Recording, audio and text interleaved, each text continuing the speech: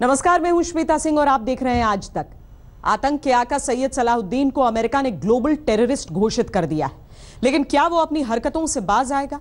यह सवाल इसलिए क्योंकि 8 जुलाई को बुरहान वानी के एनकाउंटर के 1 साल पूरा होने के मौके पर ही सलाहुद्दीन ने आतंक का नया प्लान तैयार कर लिया और इस काम में उसका साथ बाकी आतंकवादी संगठनों के साथ पाकिस्तानी सेना भी दे रही है।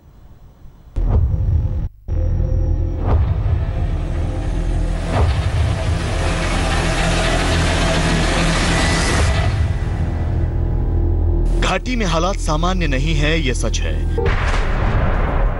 घाटी में सरकार लगातार फेल साबित हो रही है, यह दूसरा सच है।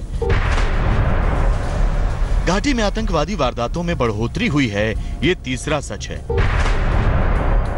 और अब घाटी में हालात बिगाड़ने के लिए ग्लोबल टेररिस्ट सैयद सलाहुद्दीन नई साजिश रच रहा है, यह चौथा सच है।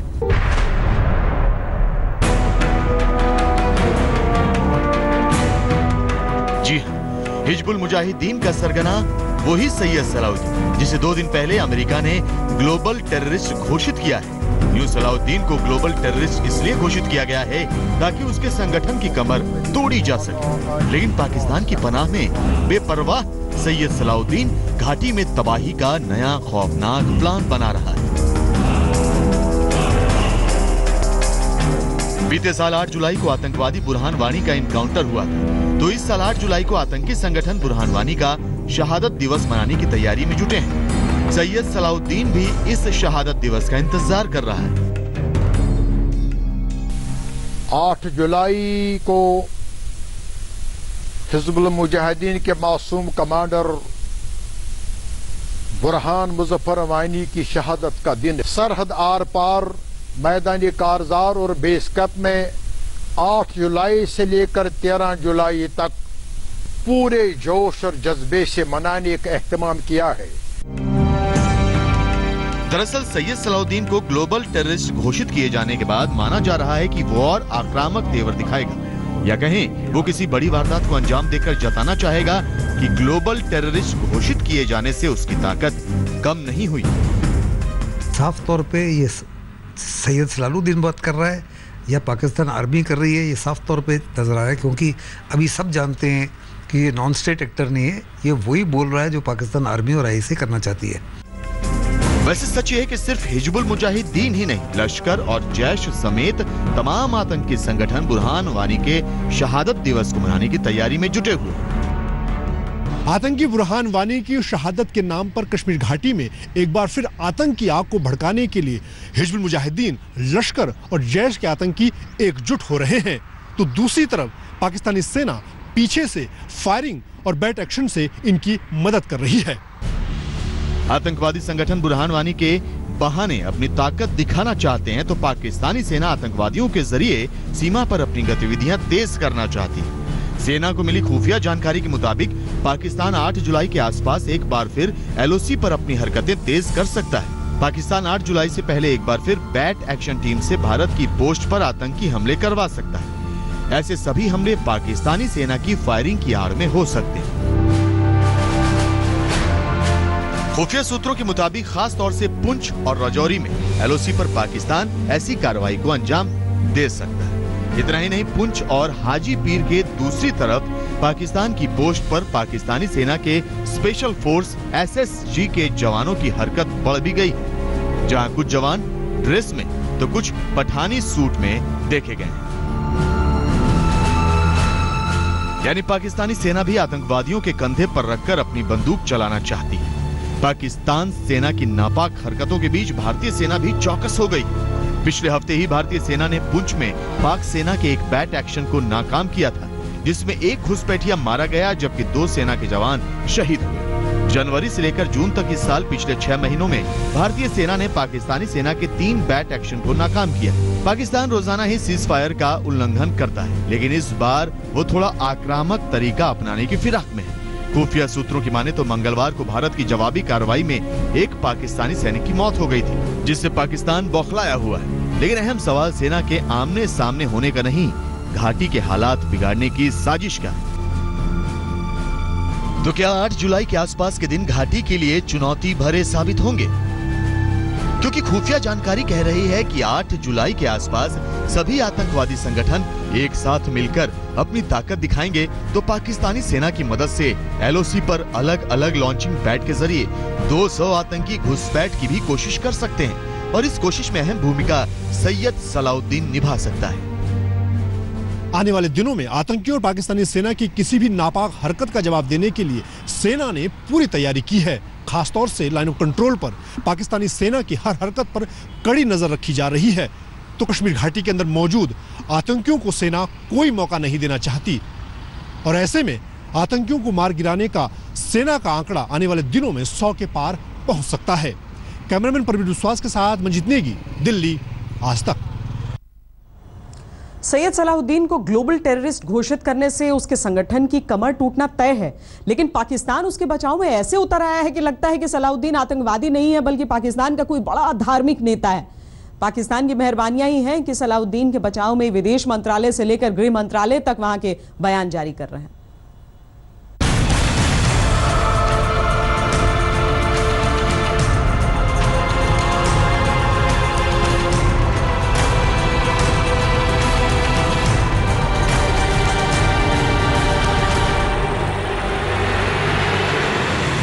सैयद सलाउद्दीन भारत के लिए आतंकवादी नंबर 1 है। सैयद सलाउद्दीन देश की शांति के लिए खतरा है। इस आतंकी पर अब ठप्पा लगा है ग्लोबल टेररिस्ट का। लेकिन जिस आतंकवादी को दुनिया सबसे खतरनाक आतंकवादी मानती है और ग्लोबल टेररिस्ट करार देती है, उसे आतंकवादियों को पनाह देने वाला पाकिस्तान कैसे आतंकवादी मान लेता? और यही हुआ जब पाकिस्तान ने खुलेआम कह डाला कि वो सलाउद्दीन को आतंकवादी नहीं मानता। पाकिस्तान के विदेश मंत्रालय ने एक प्रेस नोट जारी करके कहा कि कश्मीर में कथित आजादी का संघर्ष चल रहा है और सलाउद्दीन उसी संघर्ष का हिस्सा है। इस कबूलनामे के साथ ही पाकिस्तान ने एक तरह से अंतर्राष्ट्रीय बिरादरी में भी मान लिया कि वो कश्मीर में आतंकी गतिविधियों के साथ है और जो आतंकी घटनाएं हुई हैं उसमें उसका हाथ है, क्योंकि सैयद सलाउद्दीन का आतंकी वारदातों में हाथ किसी से छिपा नहीं है। सैयद सलाउद्दीन का हाथ है। हद तो ये है कि पाकिस्तानी विदेश मंत्रालय के बाद अब वहां के गृह मंत्रालय ने भी कहा है कि ऐसा लगता है कि कश्मीरियों का खून भी अमेरिका के लिए अहम नहीं है और मानवाधिकार से संबंधित अंतर्राष्ट्रीय कानून कश्मीर में लागू नहीं होते। यानी सलाउद्दीन के ग्लोबल टेररिस्ट घोषित होते ही पाकिस्तान बौखला गया है। लेकिन इसी बौखलाहट के बीच ये भी साफ है कि पाकिस्तान के भीतर सलाउद्दीन को कोई परेशानी नहीं होने वाली। ये पाकिस्तान की मिस्चिफ है जो बहुत बड़े पैमाने पर दुनिया के सामने आ रही है और हिंदुस्तान को जो इशारा दिया गया है, अब मैं दावे से कह सकता हूँ कि बहुत बड़े पैमाने पर उनको नुकसान होगा जब वो अपने आप को दर्शाएंगे किसी भी हालत में। हिजबुल मुजाहिदीन का आतंकी आका सैयद सलाउद्दीन पाकिस्तान के रावलपिंडी में पाकिस्तानी सेना के एक सेफ हाउस में रहता है और अभी वहीं रहेगा। सैयद सलाउद्दीन पहले सीक्रेट तरीके से एक्टिव था, लेकिन पिछले 2 साल से वो खुलकर पाकिस्तान में पब्लिक रैलियों में आने लगा था। मैं एक बार फिर हाफिज मोहम्मद सईद साहब को मुबारकबाद पेश करता हूँ और हम इंशाअल्लाह इस मुक़द्दस जिहाद में, इस अवामी जिहाद में और पाकिस्तान के जिहाद में हम उनके साथ हैं इंशाअल्लाह। मैं सलाउद्दीन साहब से भी अपील करूंगा कि वो जाकर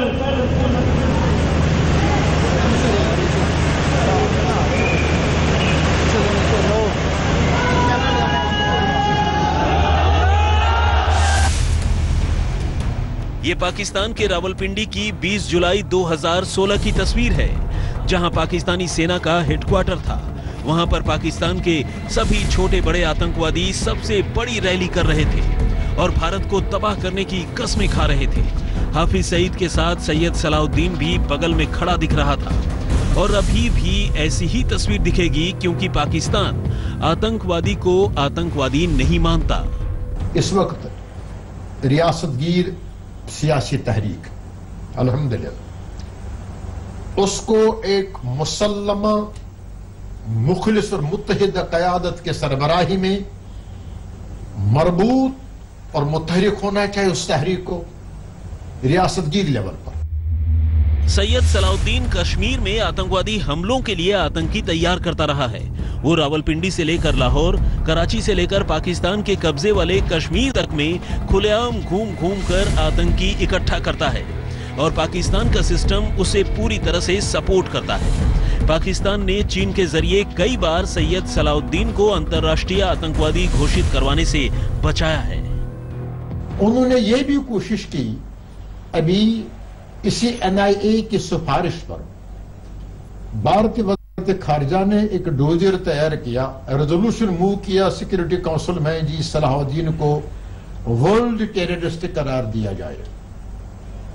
एक तो इसलिए कि ये मकबूजा जम्मू कश्मीर टेररिस्ट एक्टिविटीज को एक्टिवेट कर रहा है, और एक ये है कि ये उस मुत्तहिदा जहाद काउंसिल का सरबराह है जिसमें वो तंजीमें शामिल है जिनको गैर कानूनी करार दिया गया है। लेकिन अल्लाह ताला का एहसान है, उनका ये मुंह आगे नहीं चल सका और चाइना के हम शुक्रगुजार हैं। लेकिन पाकिस्तान और चीन की तमाम कोशिशों के बाद आखिरकार भारत ने सैयद सलाउद्दीन को ग्लोबल टेररिस्ट तो घोषित करवा दिया। फिलहाल भारत की यही बड़ी जीत है। वैसे सच ये भी है कि भारत को बखूबी मालूम है कि ग्लोबल टेररिस्ट घोषित होने भर से सलाउद्दीन की कमर नहीं टूटेगी। भारत को सलाउद्दीन को ग्लोबल टेररिस्ट घोषित करवाकर पाकिस्तान को कई कूटनीतिक संदेश देने थे जो भारत ने दे दिए हैं। मंजीत नेगी के साथ आज तक bureau.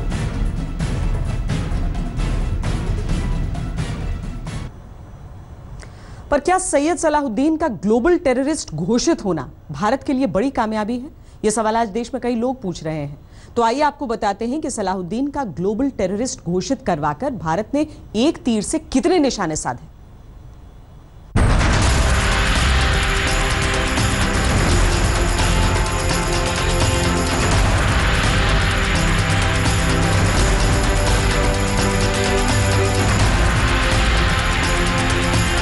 During my campaign, I pledged that if elected, India would have a true friend in the White House. And that is now exactly what you have, a true friend.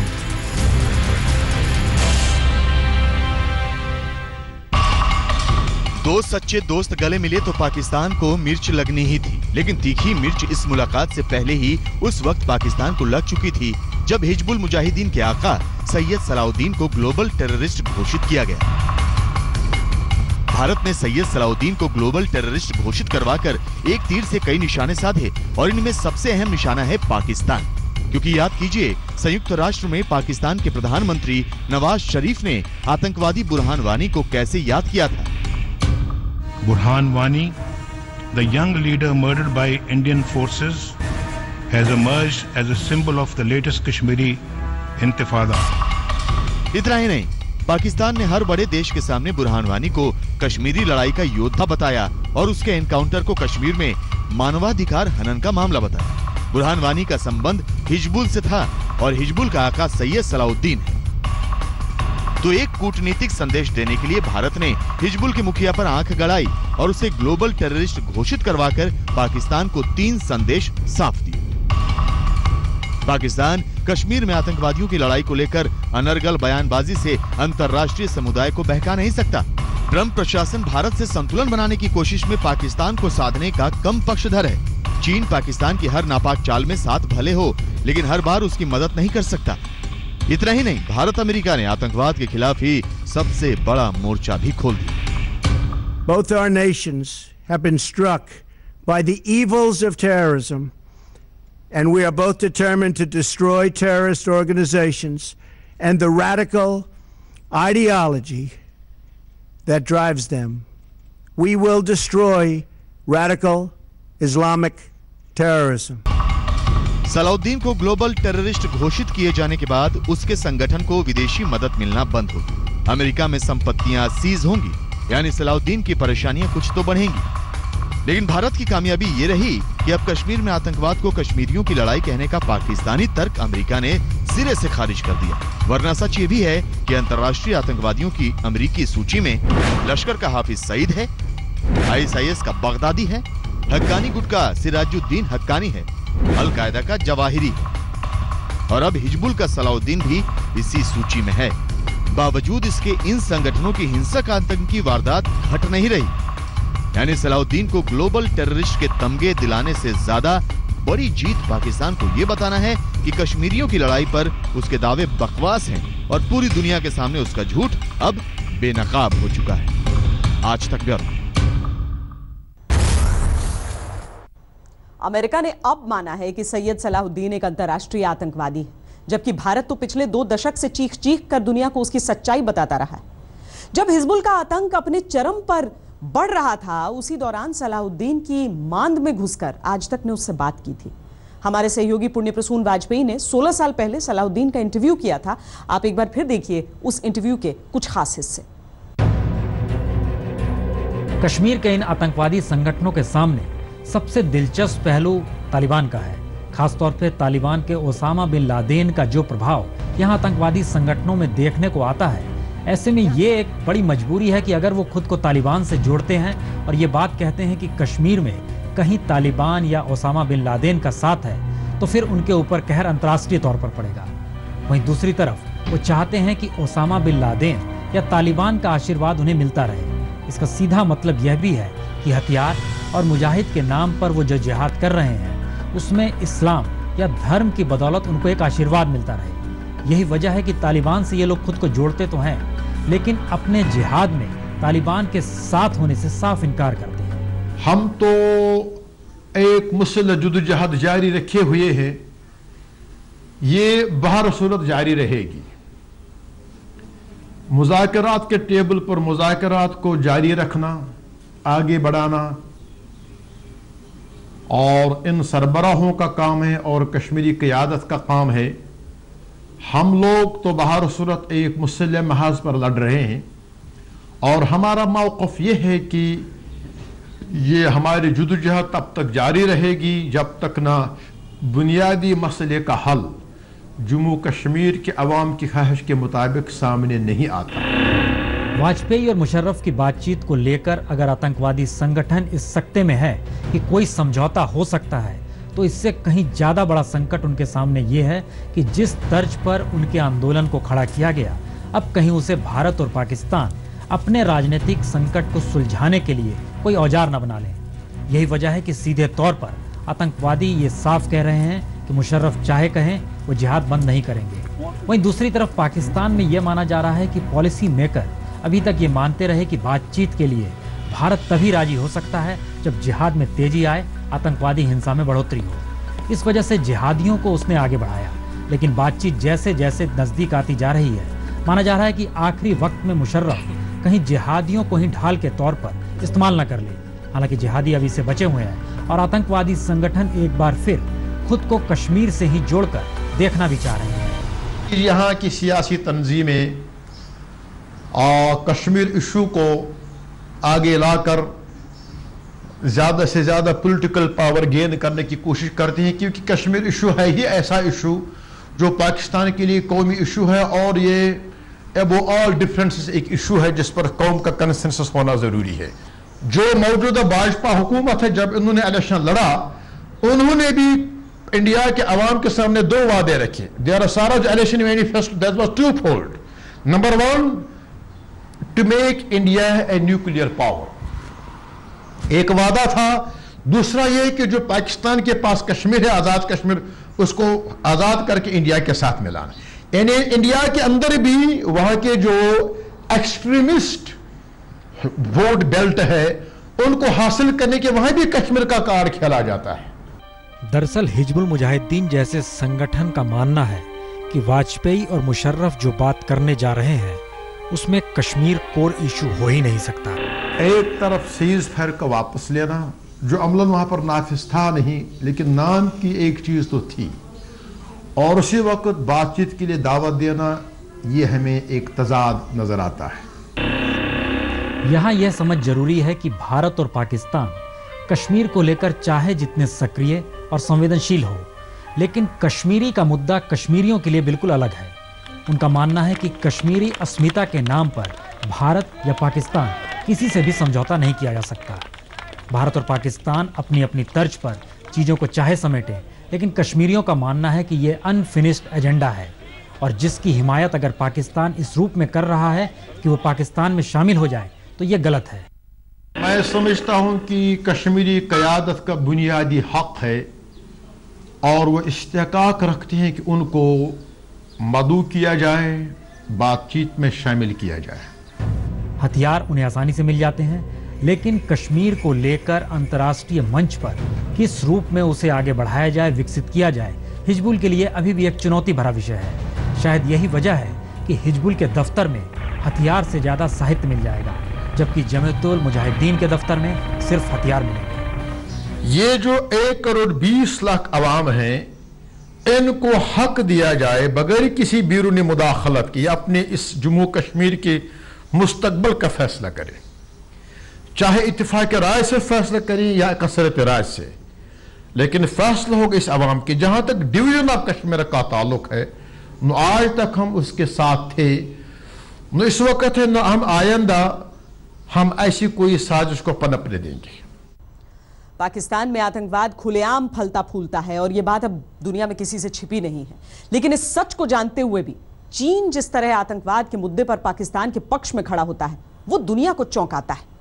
इस बार भी ऐसा ही हुआ। तो आतंकवाद के जरिए भारत की शांति में खलल डालने को बेताब हर बड़ा आतंकवादी इस वक्त पाकिस्तान की सरजमी पर ऐश कर रहा है, चाहे वो मुंबई हमले का मास्टरमाइंड हाफिज सईद हो या दाऊद इब्राहिम।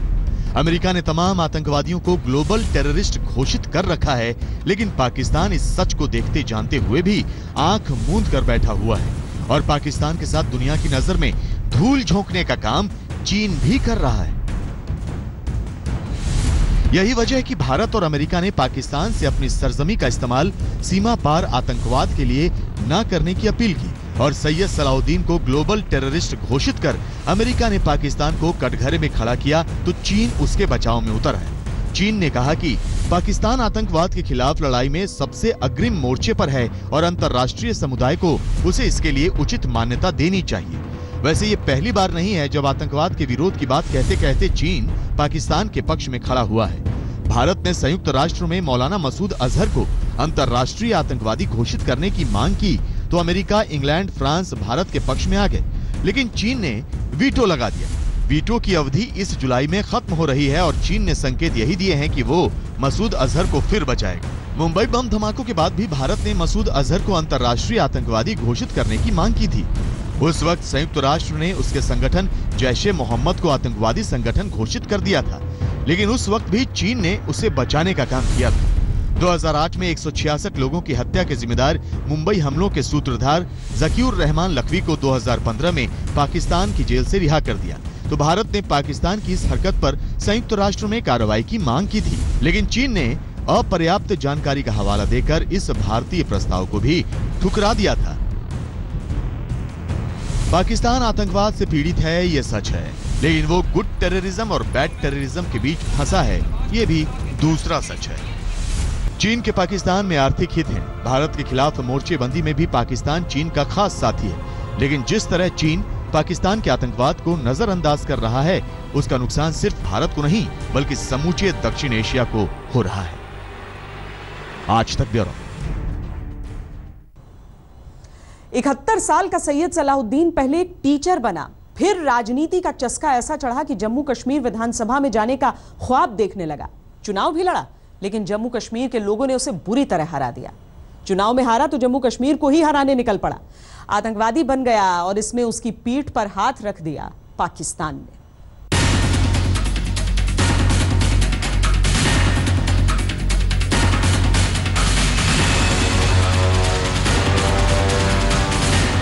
ये हिंदुस्तान का वो गद्दार है जिसे दुनिया अब अंतर्राष्ट्रीय आतंकवादी के रूप में जानती है। नाम है सैयद सलाउद्दीन। कश्मीर की जिन जन्नत वाली वादियों ने अपने गोद में इसे पाला पोसा, उसमें ही आग लगाने का नापाक मंसूबा रखता है ये। 2 घंटे के अंदर अंदर पहले अब्दुल मुजीब डार की क़यादत में वहां की मुजाहिदीन ने हमारी कालबे को ओके किया और बारामुल्ला के आर्मी हेडक्वार्टर पहला हमला किया, दूसरे दिन रेजिडेंसी रोड पर हमला किया, तीसरे दिन चनानी में हमला किया। आज तक कार्रवाई जारी है। आतंक का सैयद सलाउद्दीन बनने से पहले इस आतंकवादी का नाम था सैयद मोहम्मद यूसुफ शाह। अपने भाई बहनों में 7वें नंबर पर आने वाले सलाउद्दीन ने घाटी में आतंक की शुरुआती चिंगारी जलाई थी। तभी तो आज वो पाकिस्तान की आंखों का नूर बना हुआ है।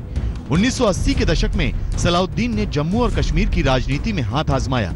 1987 में बडगाम के ही अमीरा कडाल विधानसभा सीट से चुनाव भी लड़ा, लेकिन हार गया। इस हार से खिसियाए सलाउद्दीन ने जमहूरियत के बैलेट की जगह आतंक की बुलेट को अपना हथियार बनाया। उसके जहर भरे भाषण घाटी में सुनाई पड़ने लगे। उसे देश विरोधी हरकतों के चलते जेल भेज दिया गया, लेकिन वहां से निकला तो पूरी तरह बदला हुआ।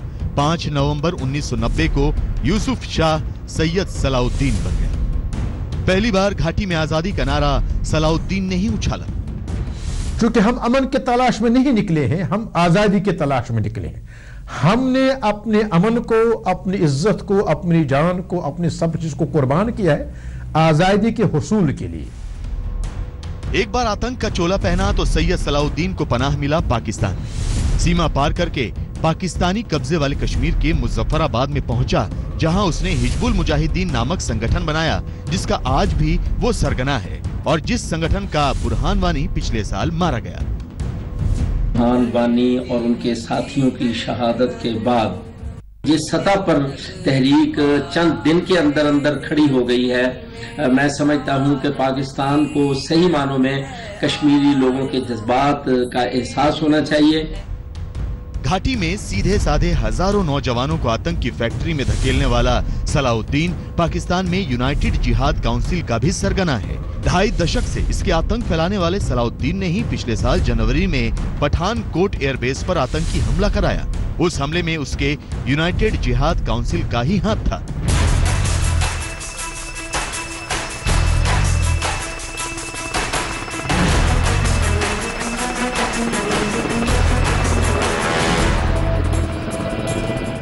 सलाउद्दीन का असली ठिकाना तो मुजफ्फराबाद में ही है, लेकिन सियासत और फौज के अपने आकाओं तक, इस्लामाबाद तक उसकी सीधी पहुंच है। लेकिन वो दिन दूर नहीं जब हिजबुल का ये आतंकी सरगना जल्द ही हिंदुस्तानी कानून के शिकंजे में होगा। आज तक ब्यूरो। अंतर्राष्ट्रीय आतंकवादी सैयद सलाहुद्दीन कभी पाकिस्तानी कब्जे वाले कश्मीर में रहता है तो कभी पाकिस्तान में, वहीं से जम्मू कश्मीर में आतंक की आग भड़काता रहता है। वो हिंदुस्तान के खिलाफ जहर उगलता है, लेकिन आपको यह जानकर ताज्जुब होगा कि उसकी पत्नी हिंदुस्तान में रहती है। उसके सभी बेटे बेटियां सरकारी नौकरी में हैं। भारतीय सेना के आदर्शों का सबसे बड़ा सबूत है ये बचाव कार्य। पिछले साल फरवरी में लश्कर के आतंकवादियों ने जब पंपोर के इंटरप्रेन्योरशिप डेवलपमेंट इंस्टीट्यूट यानी ईडीआई परिसर में आतंकी हमला बोला, तो उसमें अंतर्राष्ट्रीय आतंकवादी सलाउद्दीन का बेटा सैयद मुईद भी फंसा हुआ था, लेकिन सेना के जवानों ने उसकी जिंदगी बचा ली। पाकिस्तान में बैठकर सैयद सलाउद्दीन भले ही कश्मीर में खून की नदियां बहाने का मंसूबा रखता हो, लेकिन उसके बेटे बेटी उसी कश्मीर में मौज की जिंदगी जी रहे हैं। सलाउद्दीन का बेटा सैयद शकील अहमद श्रीनगर के शेर Kashmir institute of medical sciences में मेडिकल असिस्टेंट है। दूसरा बेटा जावेद यूसुफ बडगाम में ही जोनल एजुकेशन ऑफिस में कंप्यूटर ऑपरेटर है। तीसरा बेटा शाहिद यूसुफ श्रीनगर में कृषि विभाग में काम करता है। चौथा बेटा वाहिद यूसुफ श्रीनगर के शेर Kashmir institute of medical sciences में डॉक्टर है। पांचवा बेटा सैयद मुईद कंप्यूटर इंजीनियर है, जबकि सलाउद्दीन की बेटी नसीमा बडगाम में ही एक सरकारी स्कूल में टीचर है। वहीं दूसरी बेटी अख्तारा एक आर्ट्स टीचर है। जिस कश्मीर में सलाउद्दीन की जिंदगी रोशन है, उसको ही आतंक की भट्टी पर न जाने कितनी बार उसने धकेला। और तो और सलाउद्दीन की पत्नी भी कश्मीर में ही रहती है। यूनाइटेड जिहाद काउंसिल, जिसके सरबराह मोहम्मद यूसुफ शाह उर्फ सैयद सलाउद्दीन है, उसने ये मुनासिब समझा है कि बाकी लोगों को कहे सो कॉल्ड जिहाद करे, पथराव करे, बंदूक उठाए, अपनी जान हथेली पे रख के सिक्योरिटी फोर्स से लड़े और उसके साथ मुठभेड़ में मर भी जाए, लेकिन अपने बच्चों को आज तक इसने ये नहीं कहा कि आप भी इसमें थोड़ा कंट्रीब्यूशन दे दो। वो नहीं, वो अपना काम कर रहे हैं, सरकारी मुलाजिम हैं और ठीक ठाक अच्छी तरह से रह रहे हैं। सच तो यह है कि पाकिस्तानी पैसे पर सलाउद्दीन पिछले करीब 3 दशक से बस वतन से गद्दारी कर रहा है। आज तक ब्यूरो। हिंदुस्तान जिस सैयद सलाहुद्दीन को शिकंजे में लेना चाहता है, उस रास्ते को अमेरिका ने उसे अंतर्राष्ट्रीय आतंकवादी कहकर और आसान कर दिया है। सलाहुद्दीन के अंतर्राष्ट्रीय आतंकवादी घोषित होने से पाकिस्तान के लिए भी उसे बचाना आसान नहीं होगा। वॉशिंगटन में प्रधानमंत्री नरेंद्र मोदी और अमेरिकी राष्ट्रपति डोनाल्ड ट्रंप की मुलाकात से पहले ही अमेरिका ने हिजबुल मुजाहिदीन के आतंकी सरगना सैयद सलाहुद्दीन को अंतर्राष्ट्रीय आतंकवादी घोषित कर दिया। इससे पाकिस्तान भले चिल्लपो मचा रहा हो, लेकिन दुनिया को यह संकेत गया है कि जम्मू और कश्मीर में सलाहुद्दीन ही आतंक फैला रहा है। अमेरिका ने माना कि सलाहुद्दीन सिर्फ जम्मू और कश्मीर के लिए ही नहीं, बल्कि दुनिया के लिए खतरा है। अब सलाहुद्दीन की संपत्ति को जब्त करने का अधिकार मिल गया है। कश्मीर में अपनी मौजूदगी के लिए सलाहुद्दीन ने पश्चिमी देशों से जो उम्मीद रखी थी, वो उम्मीद अब टूट गई है। साथ ही आतंक के खिलाफ भारत की लड़ाई और मजबूत हो गई है। हालांकि पाकिस्तान ने सलाहुद्दीन के लिए अपनी दरिया दिली का पिटारा खोल दिया है, लेकिन इससे वो सलाहुद्दीन को बचा नहीं सकता। अलबत्ता उसकी मुसीबत जरूर पड़ सकती है। आज तक ब्यूरो।